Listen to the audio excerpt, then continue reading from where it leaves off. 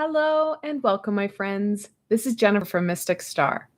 I want to thank you guys for joining me today and welcome you to Friday. We made it.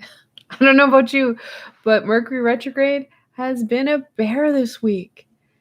So I was quite excited to wake up this morning and go, okay, Friday is here, another day done, and we're getting closer to the wrap of Mercury retrograde.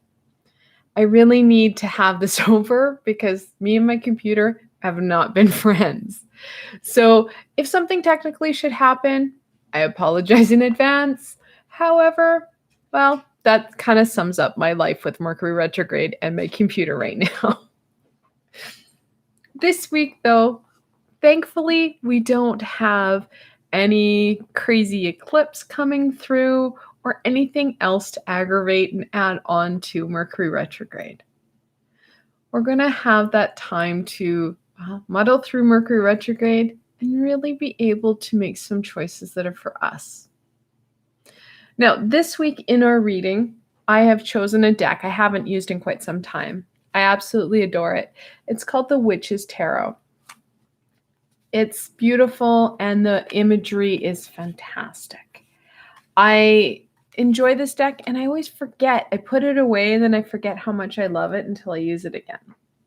So I thought I would use that. And when I use the Witch's Tarot, I find it really speaks so well with the Energy Oracle. So of course I paired it with the Energy Oracle.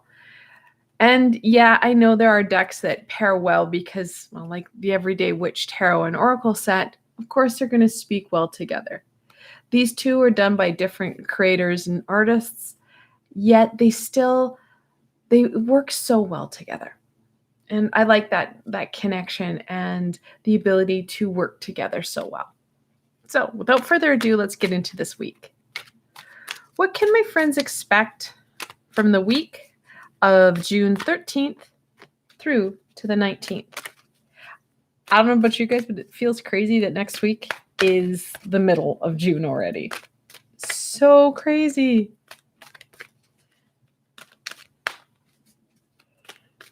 Okay. It's a good card. The World. The one thing I hate about the Energy Oracle is how shiny it is. With all these lights, it's terrible. But the World. Very much connected, of course, to the World Tarot, where we're looking at those endings and beginnings. But this card takes it one step further. We're looking at adding shadow, light and love to the shadow areas. How we get there, of course, we need to use our intuition. There's a body of water that this, cloaked figure is coming up towards. There are lily pads and different hidden ways to get to that darkness, adding light and love and expanding ourselves, expanding our world. And that's what we're going to be looking at this week. Those hidden aspects on how we can expand to really start to spread our wings a bit. Add love and light to those shadowy areas that we sometimes like to avoid. Let's be honest, we all have these areas. They terrify us and we avoid them like the plague. Those are the areas that need the love and the attention the most right now. Let's get into this week a bit more. What can my friends expect from the beginning of the week?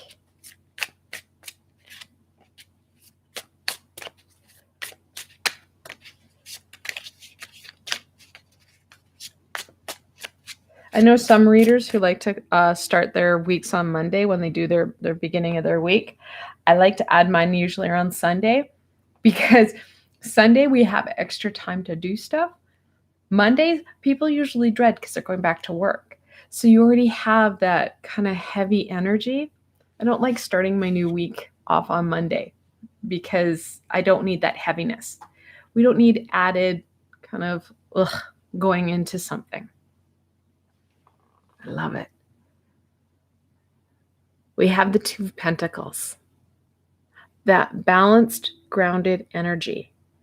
We need to really take some time to set this week up. To go into these darker areas, we need that stability. We need that centeredness. Why? Because we need to use both hemispheres of our brain. We need to critically think and outmaneuver our ego. The only way to do that is if we are grounded, we are stable, and we're using all our faculties, all our abilities. Because when we're dealing with fear, well, we have a tendency to talk ourselves out of stuff that we need and should be doing. So the beginning of the week, like I said, Sunday, we usually have a little bit of extra time. We don't need a lot of extra time, just a little bit of extra time to start to set our week up in a high vibrational manner, taking a little bit of time to meditate, to ground ourselves. Now, in an ideal world, we'd all be able to get up a little bit early and meditate every morning. Well, let's be honest, not all of us have that ability. If you've got kids, you're already getting up super early for work, you work shift work. There can be a lot of reasons why that's really challenging. So in an ideal world, there'd be a lot of differences going on. But we can start our week up in a high vibrational area by taking the time on a day that we don't have as much demand on us to take 30 minutes. I have countless meditations in my now 3 meditative playlists, and I have a mindfulness playlist that can help you out. They're mostly 30 minutes long. I do have one that's a bit shorter. And you are able to use that to your advantage. Now, if you're new to my channel, welcome. And my meditative playlists, they're all on my YouTube page. Like I said, they all average about 30 minutes long. And the most important thing is they're free. They're a guided meditation, and you're able to really tap into that energy and to your breath, helping you with that grounded, centered energy. Now, throughout the rest of the week, what you can do is use your crystals to your advantage. This is an easy one to find. It's kind of cheap and cheerful and found in a lot of places. It's called tiger iron.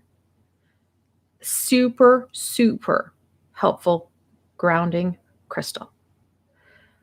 Now, crystals are an amplifying agent. Many of us are so unstable that we can't maintain our groundedness.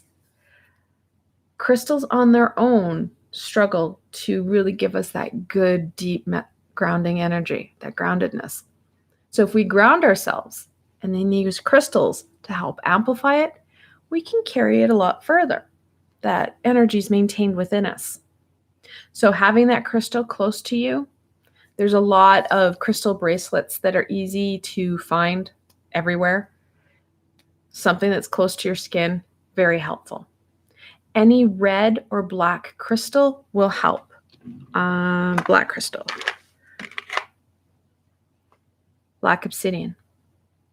I have a drawer full of crystals. I don't keep my crystals in on shelves because I live in Canada and it gets really hot and really cold in the same day.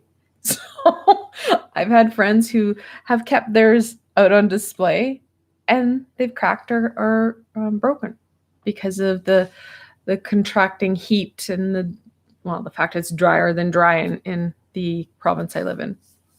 So back to the crystals, using them to help maintain that energy.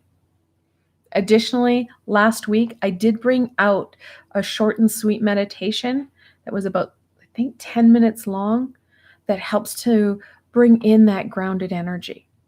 So you can use that throughout your week. 10 minutes we can usually swing. Even in the height of crazy at work, we can be like, I have to go to the bathroom, just 1 sec. And you can, put in the earplugs and hit YouTube and listen to it as you just take 10 minutes for you. That groundedness will go a long way in helping you use both aspects of our brain, because when we meditate, we start to use both sides of our brain because we like to favor one side. That's in human nature. We're able to make better high vibrational choices. We're less reactive. And that helps us not only in the workplace, in our home life, and in general. So, starting this week off right, giving you some time to connect into that grounded energy. That's going to really help set you up for some great success and tapping into some areas that may have been a bit more scary that we need to send some love and light to. Let's get into the middle of the week. What can my friends expect from the middle of the week?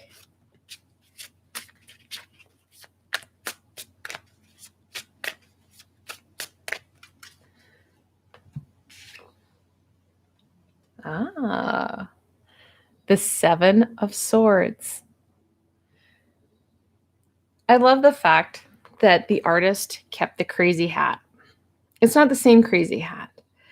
Pamela Coleman Smith, who drew the original deck in, well, would have been the early 1900s because it was published in 1910. She had some fantastic hats, but he has that crazy hat. The Seven of Swords talks about trying to get away with too much.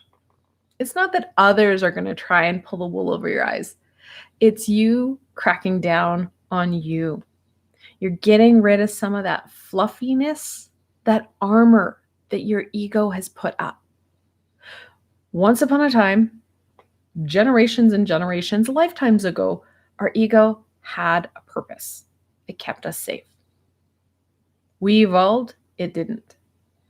So we need to be able to cut away some of that armor and fluffiness that's holding us back. It's part of what's causing this scary, dark area. That's scary. Anytime you're looking at fear, you're kind of looking at your ego going, scary, warning.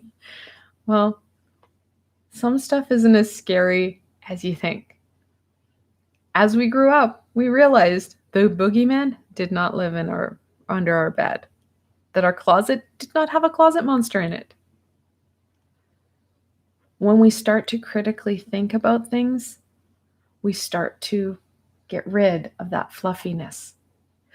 Start to ask those hard questions. Reflect into self.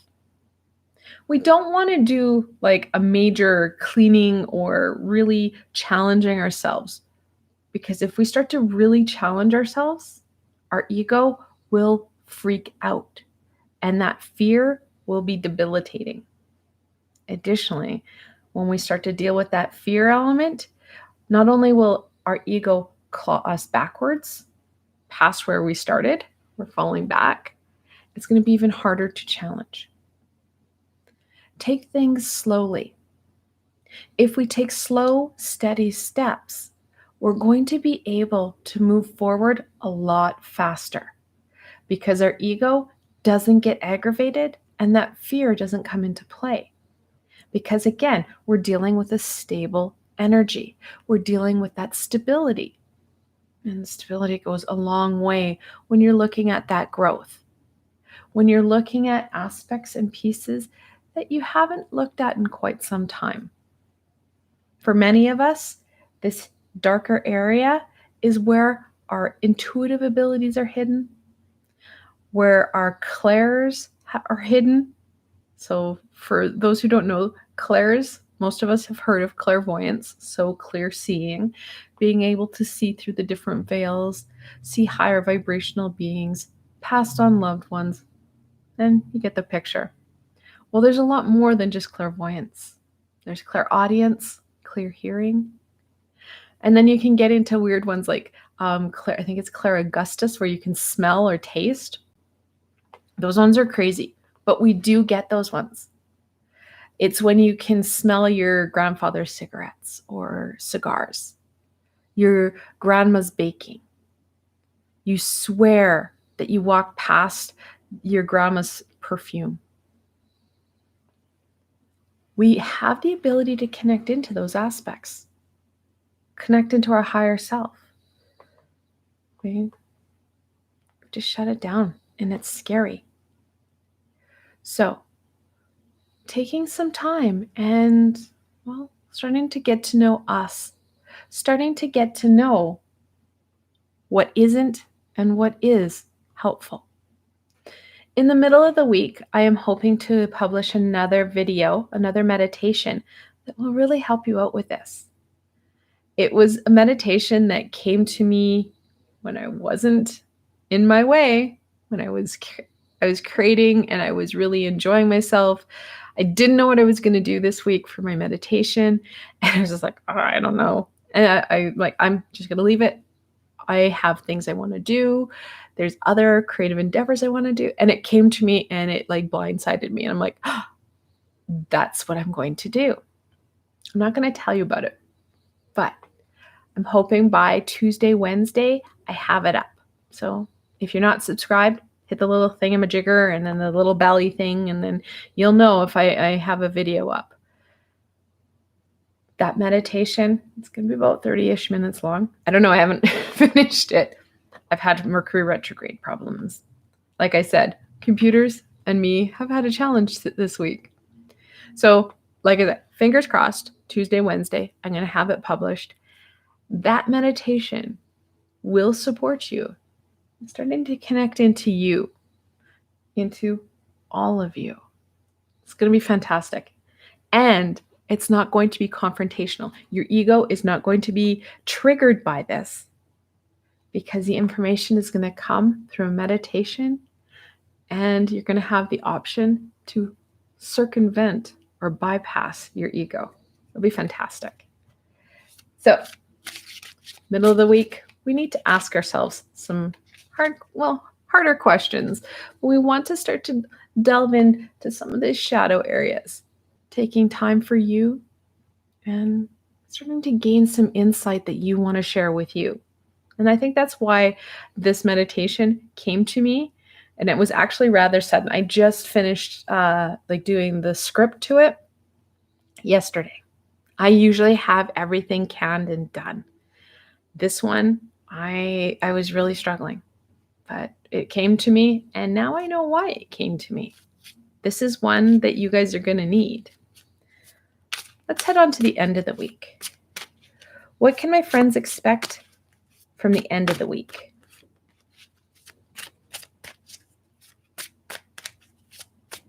I kind of like how the guy in the Seven of Swords is facing the Two of Pentacles, reminding us that that grounded energy is really going to help us overcome any of the challenges that we're facing and help us embrace some of these darker areas that really need our love. The card that jumped out, the King of Cups. I love this card, reminding us of the importance of that emotional stability. The King of Cups, it doesn't matter what the seas are doing or what's going on the outside. Internally, he is stoic. He is not fazed by anything. Again, going back to that inner stability and how it's going to help you.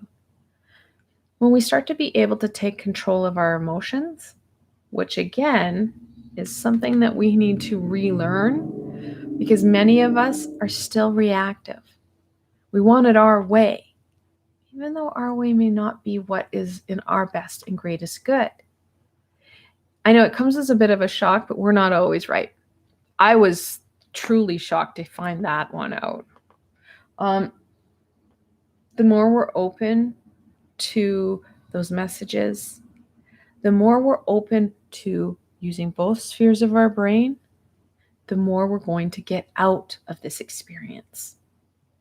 So that stability and that emotional control, which can be done through the use of your breath, because you can control your breath, just as you can control your response to others, your response to situations, to events. Through the control of your breath, as your system maintains that low pressure, because when you're deep breathing, your pressure internally is a lot lower. You're able to use your frontal cortex in its entirety. You're able to create solutions, critically think, and ask some questions of others that will help gain more of an insight rather than that ego gut response. So, at the end of the week, we may see some turbulence, especially as we're still into Mercury retrograde. But the more we're stable, grounded, and in control of our inner workings, the easier it will be to overcome it. The Six of Wands. Sixes, funny enough, when you look at tarot itself, sixes are all about balance and harmony. Like I said, that balance is going to be a key factor. Not only in this week, but in general, in weeks and months to come. We have a tendency to not give ourselves that little bit of time to set up our day or our week in a high vibrational manner, and we miss out. When we have that balance and that harmony, we are very victorious. This guy has slain his dragon, his monster, and he is riding high on his horse back to get his abundant reward for what it is he's done. He has this laurel, this wreath that is telling you that he has achieved, he's succeeded. These beautiful blooming wands tell you about that abundance that he's going to receive. And again, that wand, that's that inner fire, that inner passion. We've been talking a lot about grounding, which of course, that pentacle is a grounding energy, right? We talk about the sword, which is that knowledge. I keep saying we need to use our frontal cortex. We need to use our brain, right? And then that control of the king. We can't forget that connection in with our passions. That's where you're going to gain that fulfillment.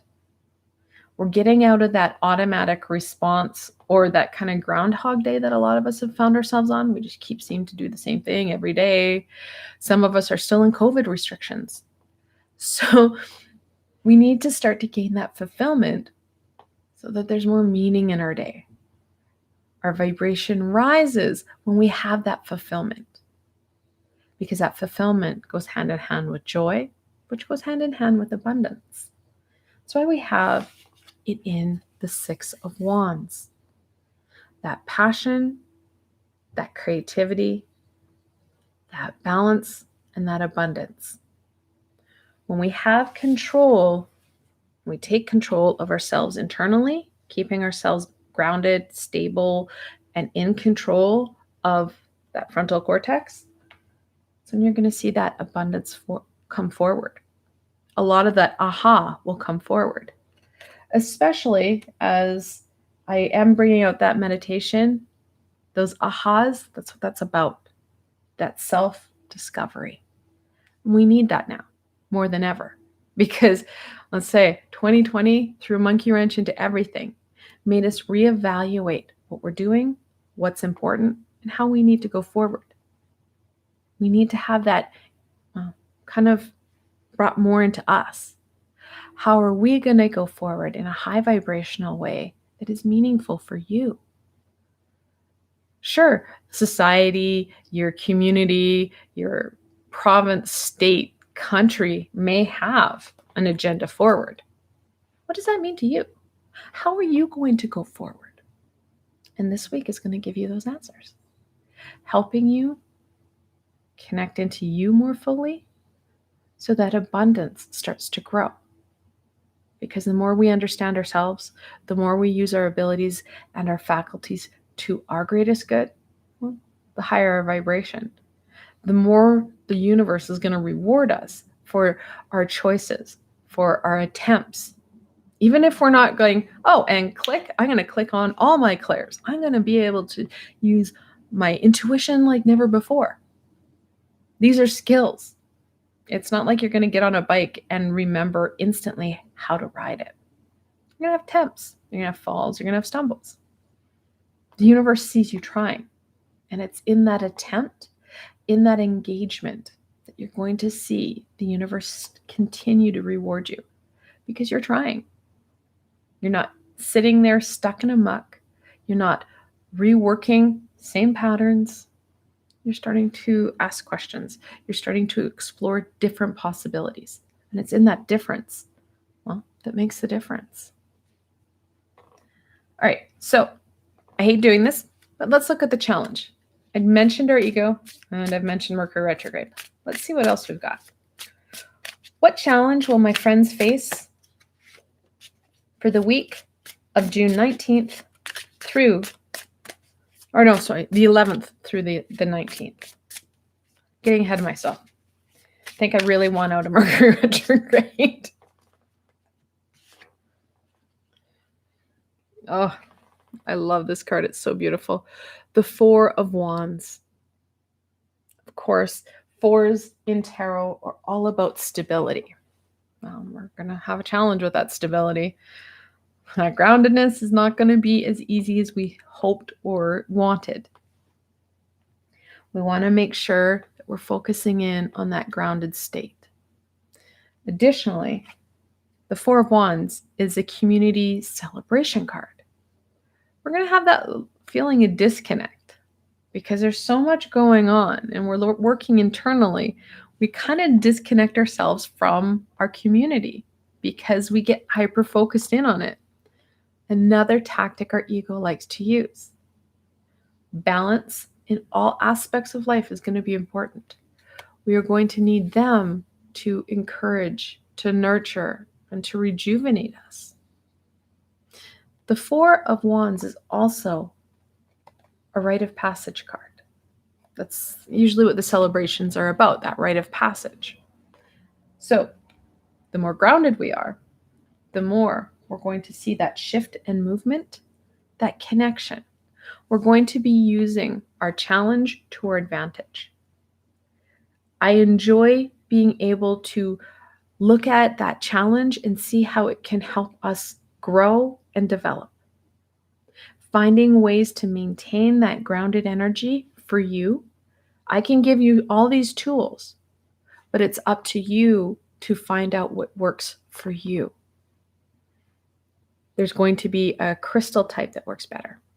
And the easiest way to find that out, if you don't want to buy a lot of crystals, which I don't recommend, we don't need every crystal, is if you can, go into a metaphysical shop and just put your hand over the crystals. A lot of times they'll have like cases of different tumbled crystals. Tumbled crystals are crystals that are smooth and usually shiny. I recommend these ones over the what they call raw crystal because this is a little bit rough. I encourage people to carry crystals on their person. Well, smooth crystals are a lot better in their pocket, or if it's small enough, you can tuck it in your bra. Whereas rough crystals, they can start to pinch and be a little bit uncomfortable. So using, again, your abilities, putting your hand over these crystals, and when it becomes warm and tingly, stop over that, and then pick up one of those crystals. That way, you know that type is important to you. And yes, when you get into some metaphysical shops, they'll try and sell you bigger and grander ones. Size does not matter, guys. Some crystals, the smallest crystal, can be really, really powerful, especially if that crystal has a connection to you. That I can go into in another video on how that can happen. But that's why I encourage people to put their hand over the container to find which one's really important. But using the tools that are going to be important to you. If you're not a crystal person, maybe you're a flower essence person, or maybe an essential oil person. Using those tools to your advantage. And yes, you can use multiple tools. If you're looking at essential oils, anything that's grounded and like that earthy smell, so things like cedar wood or sandalwood or cinnamon's a nice one. And yes, you can use like ground cinnamon that you have in your kitchen.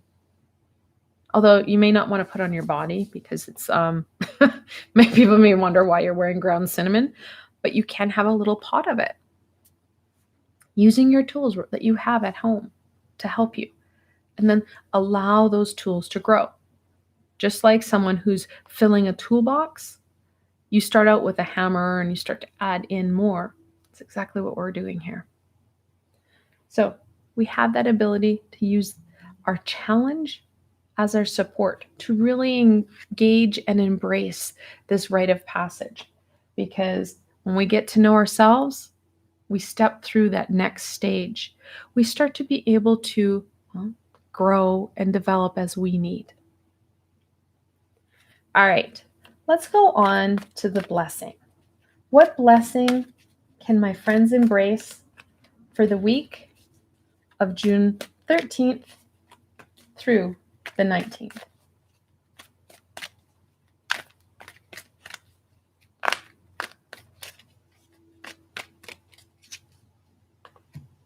Okay. All tied up. It's how many of us are feeling right now. We feel stuck. We feel stagnant. We feel like every time we try and do something, the ropes get tighter. And that's really challenging. This week is about that self-discovery, that connection in with you, with your higher self.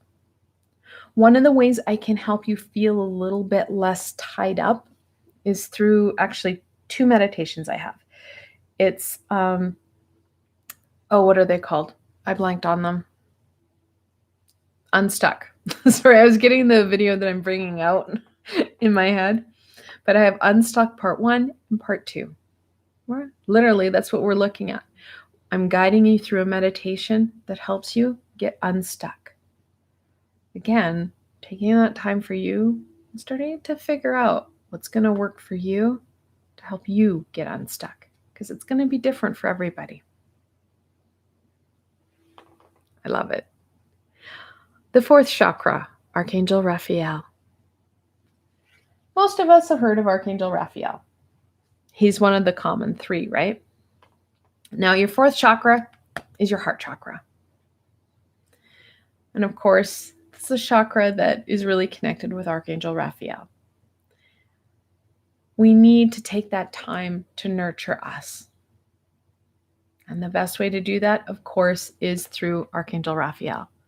I have 2 meditations with him in my Archangel Healing playlist. Feel free to connect in and use those as you need. You can call him in too. You don't have to always meditate. I know meditations, it's an easier way to call in that energy, but you can call him in on an individual level. They're omnipresent beings and they can be with you, me, and the pizza guy down the street. The important thing is we're setting intention and we're asking. High vibrational beings cannot break the law of free will. It's a universal law. We have to ask for the help. One of the ways I encourage my clients and students to work with the energies is to do it before bed. Our ego is at rest, so it's not in play, so we can get a lot more done. As you're climbing into bed, ask Archangel Raphael to come in to help heal you, to help unbind you, so you feel stronger and more able to take on your day. You get a better sleep, and ask him to help you remember any insight or wisdom that he needs to share with you when you wake up. Important note to that, have your spiritual binder right next to you with a pen. Stay away from technology because your ego can and will impact technology. Pen and paper, really challenging for it to do that. You can write down any messages, words, diagrams, pictures, whatever.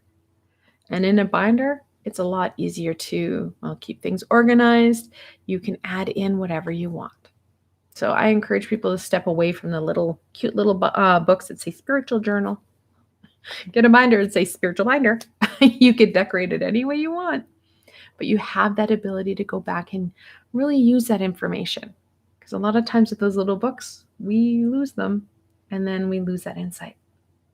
So a binder, really helpful. And finally, the angel of love. Really hitting home that we take that time for us, love our journey, love where we're at in our journey. Knowing this may not be where we want to end off on. This may not be the end all be all. But loving where we are right now will support us to move past where we're at. Help us with that evolution. Help us to get to where we're going.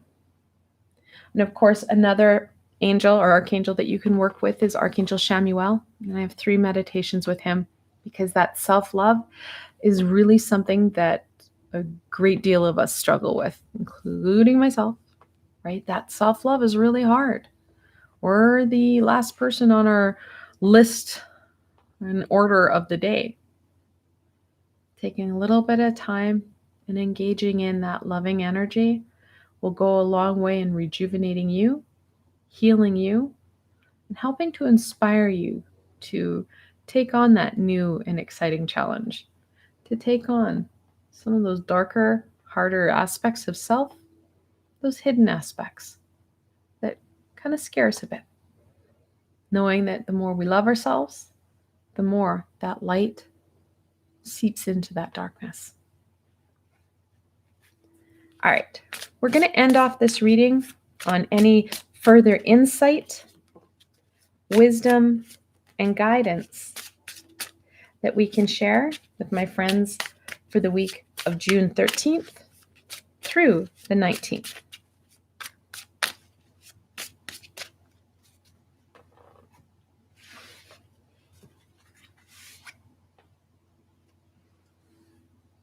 The 2 of Cups. Such a pretty card. Now, the 2 of Cups, it's kind of funny. Many times people call this the lesser lovers, the lovers being the 6th card in the major arcana. This is a relationship card, but it's not just any relationship that we're working on. Of course, it's our relationship with self. Ensuring that we have a balance of feminine and masculine within us. It does not matter what gender we identify with. We have both within us. That balance is really important. That connection is truly important. Now, we do have the double 2s. In angel messages, when you have that multiple 2, the angels are encouraging you to take time for self, to engage with self. The Page of Pentacles. Pages, of course, are that childlike, innocent energy. They're full of play, full of wonder. We need that playful energy. We have a tendency to avoid it. Get into that work mode, head down and go. The page reminds us that we need to let our inner child out a little bit more, have a little bit more fun, get our hands dirty, enjoy this time.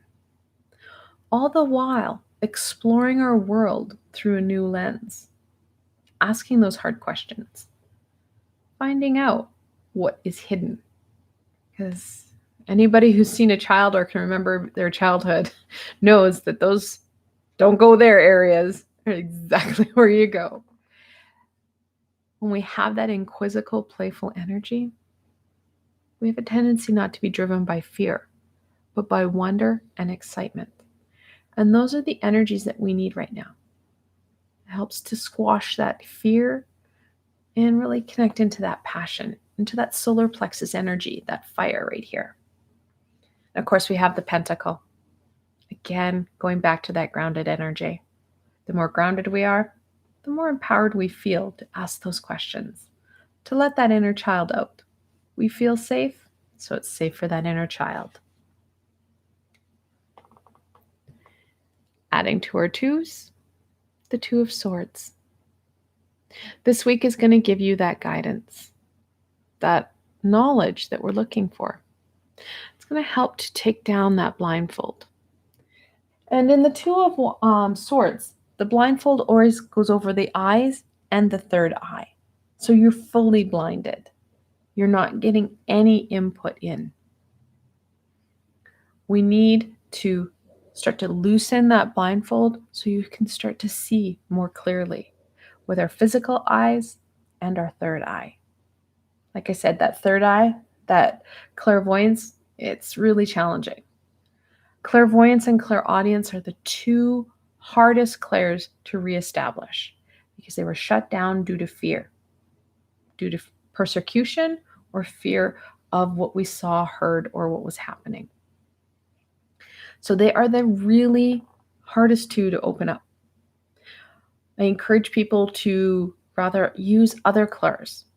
So we have their claircognizance, which is clair knowing.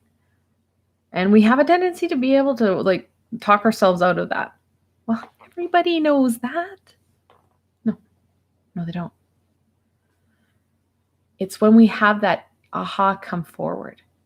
Our brain starts to connect in to the higher realms, the collective consciousness.